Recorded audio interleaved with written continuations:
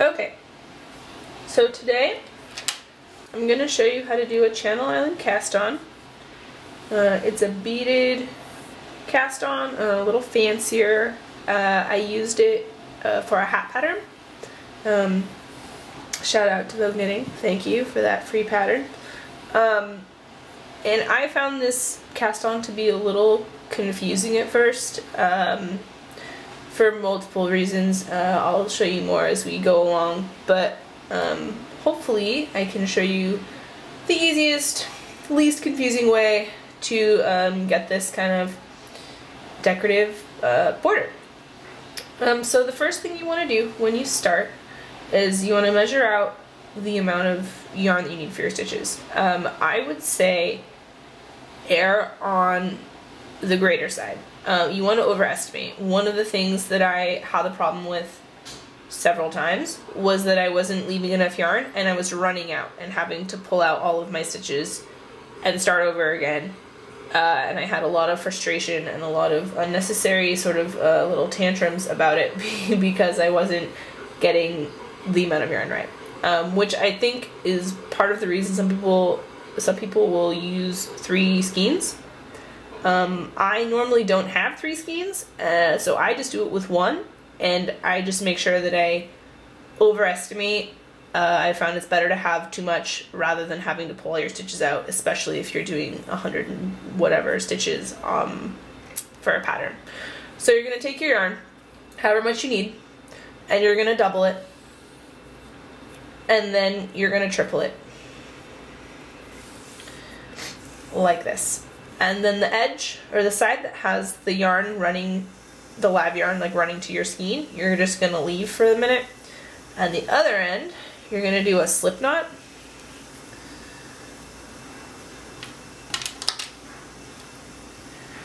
Okay, like so. Boop. Okay, and the way you're going to divide this up is you're going to have 1 string on the top, and you're going to have the double looped end on the bottom. This is the single thread is going to create your live stitches, and then the double looped part is going to create the beads on the bottom. So the first thing you're going to want to do is you're going to bring your yarn forward like you're going to do a yarn over, and then you're going to wrap this guy around your thumb. And this is the part that one of the parts that I found a bit confusing. I was wrapping the wrong direction. So you want to make sure when you're wrapping that you're going to wrap the right direction. So you want to have your thumb under your yarn. Okay, you want the yarn to run over the top of your thumb. This is not right. Maybe you think it's right, but that's not right. This is the right way. Bad, great, fabulous. Okay. So when you're wrapping, you're going to wrap towards you, and you're going to go like this. And if you're maybe confused or not sure or worried you did it wrong, you can always check, because the yarn, the top loop, will be running over the top of your thumb. So if it is somehow under your thumb, you'll know that you wrapped the wrong direction and that you need to do it again. And I stress that just because I was wrapping the wrong way for a long time and got this very strange sort of cast on that was not right. So when you're going to take your needle and you're going to go through these, so you want to make sure that, again, you're going towards you, so you're going to go over the top of this guy and you're going to go through this guy like this.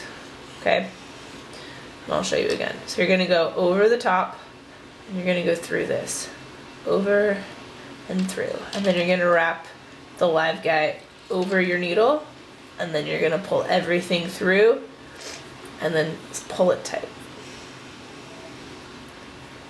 And I will tighten it like that.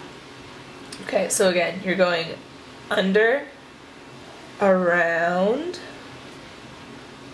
okay, needle goes over and up through, and then you're gonna wrap. Ooh. Make sure you bring this to the front, otherwise it's gonna, you want to have that yarn over, otherwise it's not gonna work. So you got to go over and through, and then wrap it around and pull it through. This took me a couple times to get it and for it to look like it was supposed to look. Now I'm gonna just point this out. The videos that I was watching didn't point it out, and for the longest time I didn't get it, and it seems really obvious now, but at the time I didn't understand. So because you're bringing this yarn forward, you're creating an extra stitch. Ugh. So you're doing doubles. So you're making 2 stitches at a time, which I didn't get at first. So you're gonna have this yarn over stitch, and then you're having the bead stitch. So when you're doing this, just make sure that you're counting. Disregard the slip knot, you don't care about that. But these are your live stitches. So again, you're bringing this to the front of your needle. You're gonna wrap from underneath towards you, go over the top, through this bottom loop, wrap it around, and pull it tight. And I'm gonna knit some garter. I'll do that right now. And you'll be able to see this stitch a little bit better. So, I would have done it on a bigger needle, but I didn't have any bigger needles that were free. So hopefully this is gonna be okay. So I did a garter stitch because that's what the pattern that I used called for. You can do a rib, do like a knit one, purl one rib if you're gonna do it. But I really liked the look of the garter, and it was simple, and because I had never done this before, if you're new to knitting or if you're new to this cast on, I would stick with garter to make everything in your life easier, and it'll look really nice that way. So I'm just gonna do 2 rows here of the garter stitch. You'll do more when you're actually doing it, but for the purposes of this, you'll be able to see it just fine. Okay, and you want to make sure, don't knit your slip knot. I slipped it off the needle and just let it hang here, kind of loosey-goosey. You can pull it out whenever you want, really.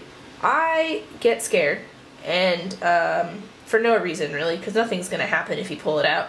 But I always think it's gonna unravel, so I leave it in for like a couple rows and then I'll pull it out.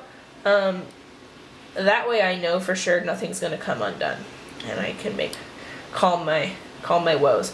So as you can see, hopefully, we have created.